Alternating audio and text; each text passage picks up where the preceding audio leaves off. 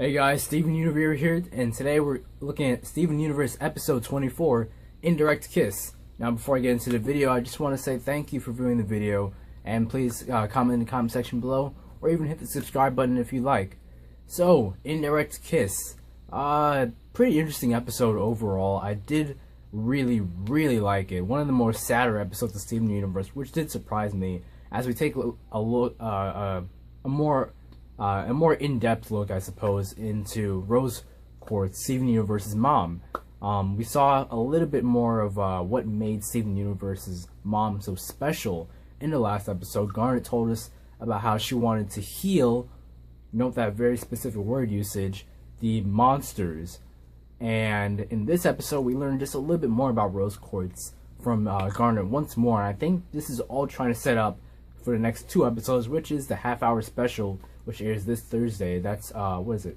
Ocean Glow and Mirror Gem and Ocean Gem respectively. It's basically two episodes back to back to make a half-hour special. It looks pretty good, but we're not here to talk about that. We're here to talk about Indirect Kiss. So the episode opens with Steven and Connie, and Steven is hanging out with Lion. It's nice to see Lion again. He's all moping, and one thing I want to point out is the excellent usage of facial expressions in Steven Universe. That's one of the things that's made this show so special for me, and so to see them carrying on with something like this, and even this is like the most we've actually seen the show like take advantage of those facial features all throughout Steven's story that he's going to tell Connie in this episode. He's making all these different faces, and he's projecting these faces onto Amethyst and onto Pearl as well, and it's really a joy seeing all these characters express so many different emotions.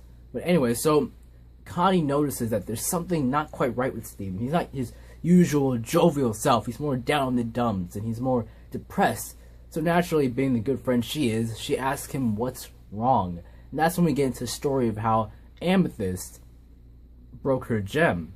Now Amethyst, we know that we know from one of the earlier episodes that Amethyst is more one of the she's not very careful with herself. She's usually the one that's more prone to dying and to going into her gem. But to actually see what happens when a gem not only doesn't die but gets their gem cracked, that's new for us. So it's interesting that they explore that aspect of the show, and it's not really a thing that I thought of before going into this episode.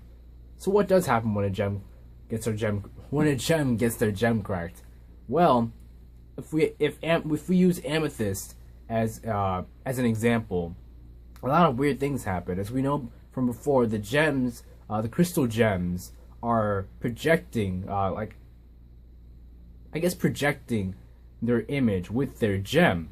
So it's what gives them their shape-shifting powers, and theoretically, of course, they're shape-shifting to the forms that we see in the show. In Garnet, Amethyst, and Pearl, they could be, I guess, anyone they wanted to be, but they chose those specific forms. And because Amethyst's gem is cracked in this episode, her form starts getting out of whack, and she starts shape-shifting in all these weird ways throughout the episode. It was really interesting to see that.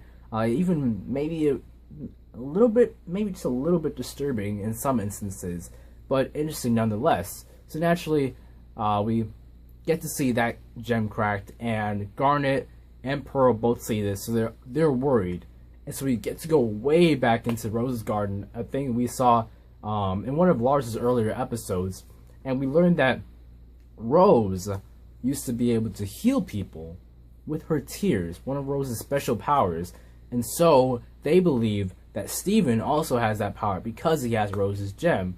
Unfortunately, Steven can't cry right now. I did like a joke that they told when Steven's like, maybe I can't cry, and then Pearl decides to point out how earlier in the day he was crying because of some snakes, and Steven retorts with, snakes don't have any hands or feet. I got a pretty good laugh out of me. I just love the wacky humor in Steven Universe. But anyway, we go back to Rose's Garden so we can go to Rose's Fountain. And there at Rose's Fountain is where we're going to be able to get, I guess maybe it harbors Rose's tears? I'm not exactly sure how Rose's fountain and Rose's tears relate to each other. But anyway, we go there to get Amethyst's gem healed. Now, as we saw before, Rose's garden is overrun with a lot of thorns, so we have to smash our way through the thorns to get to the fountain itself, which quickly becomes overrun with thorns itself.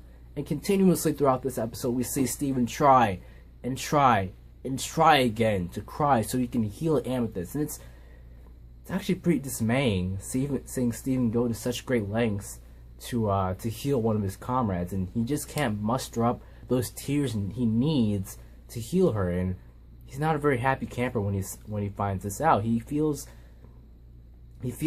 well, I guess he feels useless. I guess it's something that's been on the back burner since the Cookie Cat episode, in that, you know, Steven, he might be a crystal gem, but at the same time he's kind of half human, which hinders his ability to do certain things, and because of that, I guess he might not feel as special as the other crystal gems, and he doesn't have that grasp on his powers. Of course, we've seen him get a greater grasp on his powers, especially in the previous episode, and even more so in this episode. But that journey to where he is now at the end of the episode, it's really interesting to see how he gets there.